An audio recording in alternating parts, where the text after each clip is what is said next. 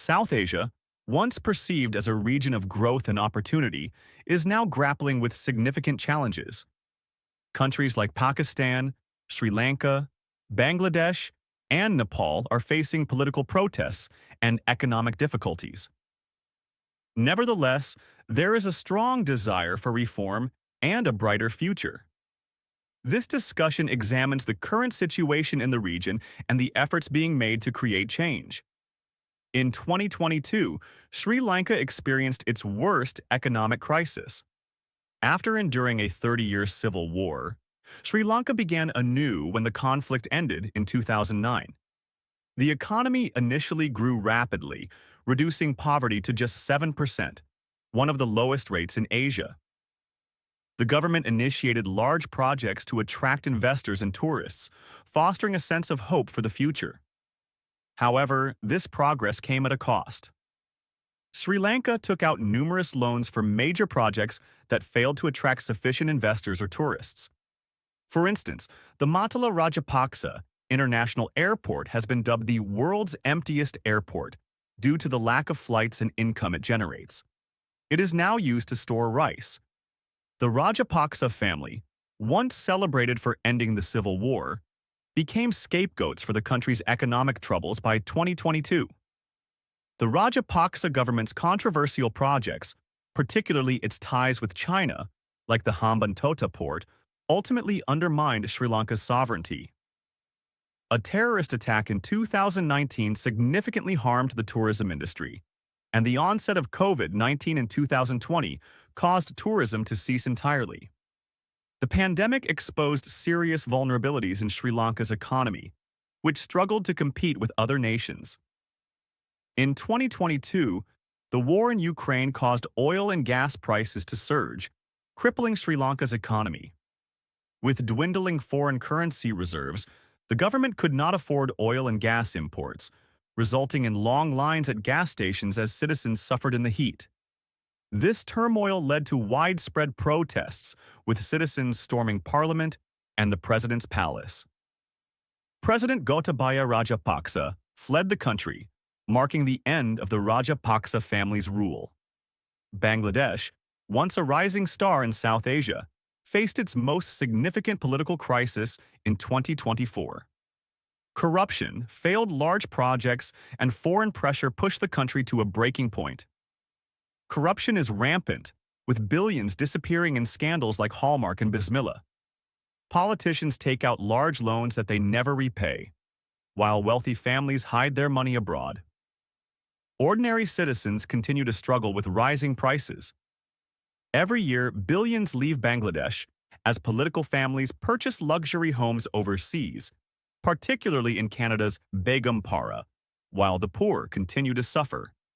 The ruling Awami League, led by Sheikh Hasina, faces intense criticism for its corruption, with a reputation for election fraud and restrictions on press freedom.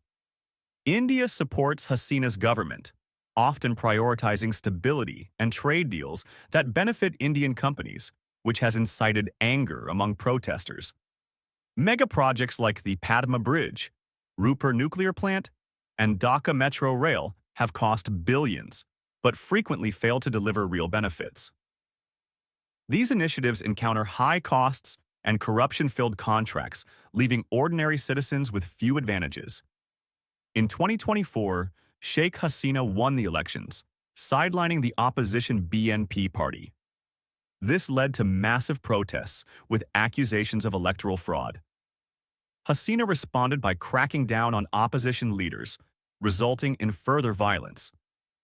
The police employed tear gas, rubber bullets, and mass arrests, leading to numerous deaths and injuries. India's visible support for Hasina only intensified hostility against India among protesters, who accused it of backing a corrupt regime. Eventually, growing unrest encircled Hasina's home, forcing her to flee to India for safety. Pakistan, India's most significant rival, is currently facing a serious crisis. The country is grappling with rampant corruption, an overwhelming debt crisis, and a series of ambitious projects with China that have largely fallen short. Initiatives like the Gadani Power Project and the Quaid-e-Azam Solar Park, aimed at improving energy production and infrastructure, have suffered from mismanagement and delays, resulting in questionable deals. Consequently, Pakistan finds itself burdened with enormous loans that are increasingly difficult to repay. Additionally, projects such as the Pakistan Textile City have exceeded initial cost estimates, leaving citizens faced with soaring bills and a struggling economy.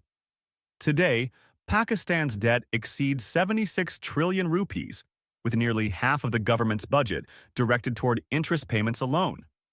This year, $23 billion in foreign debt payments are due, adding to the financial stress. In 2022, public frustration erupted into large-scale protests across the nation, which often turned into violent clashes. This unrest resulted in dozens of fatalities and hundreds of injuries, eventually leading to Imran Khan's resignation as prime minister. His subsequent arrest on corruption charges deepened the anger among his supporters. His party, the Pakistan Tehreek-e-Insaf (PTI), maintained momentum with relentless campaigns demanding his release and calling for significant reforms, keeping protests alive for months. The situation has not improved. The economy remains under tremendous pressure, public discontent is at an all-time high, and political tensions continue to escalate.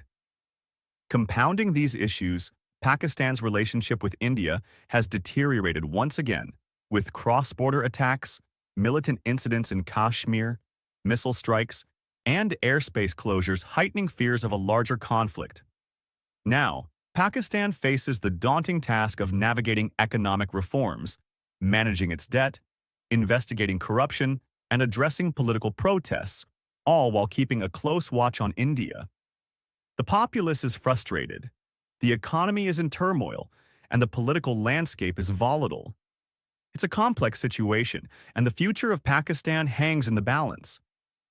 Similarly, Nepal reached a critical juncture in September 2025 due to a political and economic crisis fueled by widespread corruption, rising debt, and a controversial social media ban.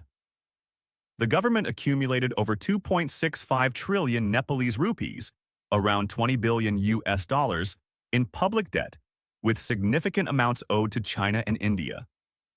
Infrastructure projects like the Malamchi water supply project, financed by Chinese loans, face delays and cost overruns, leading to serious corruption allegations.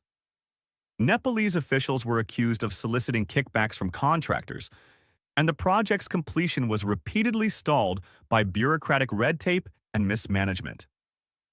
The situation escalated dramatically when the government banned 26 social media platforms, including Facebook, Instagram, WhatsApp, and X, citing regulatory compliance issues.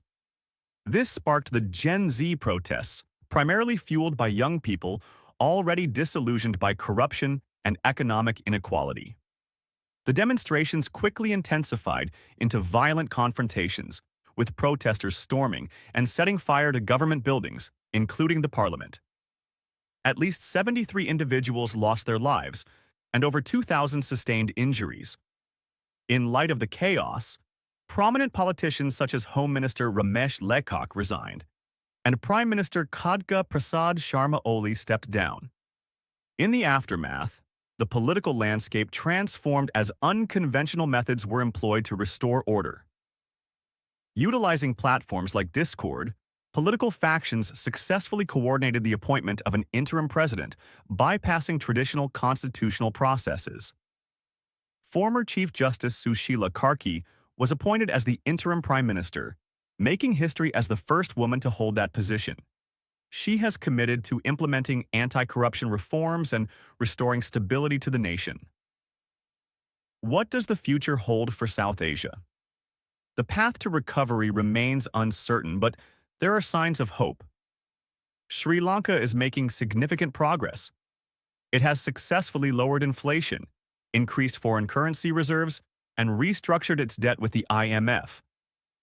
Under the new far-left government led by Anurakumara Dissanayake, there is a strong commitment to addressing corruption and drug-related issues, which aim to rebuild public trust in the government.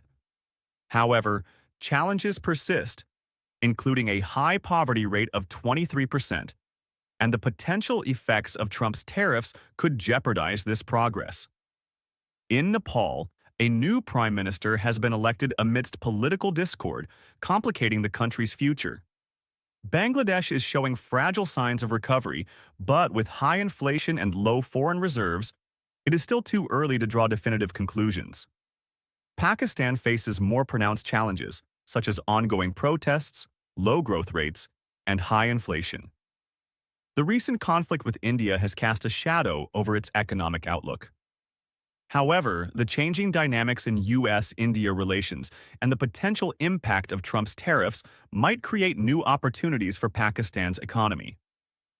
Can these countries recover? There is potential, but it will require resilience and strategic navigation through their respective challenges. What are your thoughts? Share them in the comments.